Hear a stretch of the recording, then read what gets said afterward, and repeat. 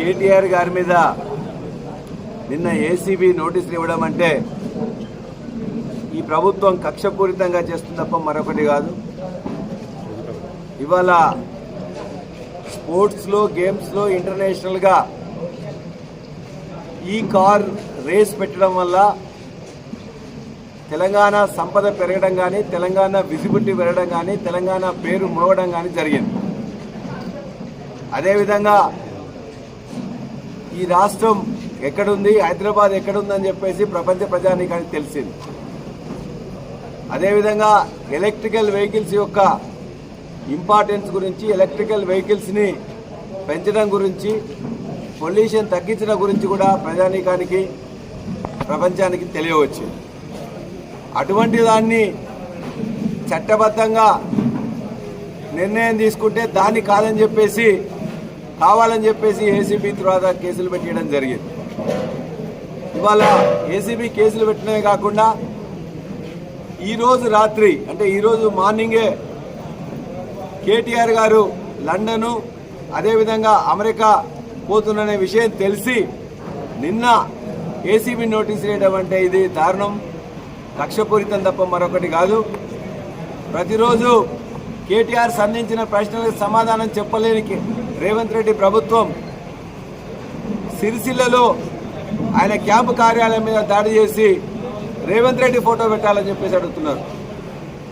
అంటే ఇంతకుముందున్న క్యాంపు కార్యాలయం అంటే ఒక ఎమ్మెల్యే యొక్క సొంత ఇల్లు అంటే ప్రభుత్వం ఇచ్చే ఇల్లు. ఎమ్మెల్యేలకు ఏ పార్టీ ఎమ్మెల్యేలైనా హైదరాబాద్లో ఇల్లు కానీ, నియోజకవర్గంలో ఇల్లు కానీ ఈ ప్రభుత్వం కేటాయిస్తున్నది, అనేక ప్రభుత్వాలు కేటాయిస్తున్నది. అంతే తప్ప ఆ కార్యాలయం అదే ఇల్లు కమ్ కార్యాలయంగా ఉండే దాంట్లో ఎవరి ఇష్టమైన వాళ్ళ ఫోటోలు వాళ్ళు పెట్టుకుంటారు. అంతే తప్ప కానీ ఇవాళ మోడీ గారు ఫోటో, రాహుల్ గాంధీ గారు ప్రభుత్వ క్వార్టర్లో ఉన్నారని చెప్పేసి పెట్టుకోరు. అదేవిధంగా రేవంత్ రెడ్డి ఇంతకుముందు ఎంపీ క్వార్టర్లో ఢిల్లీలో ఉన్నప్పుడు మోడీ గారు ఫోటో పెట్టలేదు. అట్లానే ఇక్కడ కూడా ఇంతకుముందు కేసీఆర్ గారి ఫోటో రేవంత్ రెడ్డి కానీ ఇంకోరు కానీ ఎమ్మెల్యేలుగా ఉన్నప్పుడు పెట్టుకోలేదు. ఇదేదో కొత్త దుష్ట సంప్రదాయాన్ని తీసుకురావాలనే ప్రయత్నంతో చిలిపి వేషాలు వేస్తున్నారు. కాబట్టి అటువంటి వాళ్లకు మా నాయకులు, కార్యకర్తలే సమాధానం చెప్తారు. నిన్న కూడా చెప్పిండ్రు, పోలీసుల అత్యుత్సాహం కూడా చూసిండ్రు. అదేవిధంగా పోలీసు వ్యవస్థలో ఉండే ఏసీబీ ద్వారా నోటీస్ ఇవ్వడం అంటే ఇంత పిరికి పందల్లాగా దారుణంగా వ్యవహరిస్తున్నారు. చట్టం ఉన్నది, కోర్టులు ఉన్నది, న్యాయం ఉన్నది.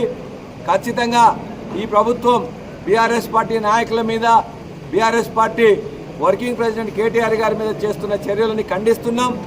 ఖచ్చితంగా వారు చట్టానికి లోబడి మరలా యుఎస్ లండన్ పర్యటన తర్వాత వచ్చి అటెండ్ అవుతామని చెప్పడం జరిగింది. కాబట్టి ఇటువంటి చిలిపి వేషాలు వేయడం ద్వారా ప్రజల్లో ఈ ప్రభుత్వం రేవంత్ రెడ్డి చులకన అవడం తప్ప మరొకటి కాదని చెప్పేసి తెలియజేస్తున్నాం.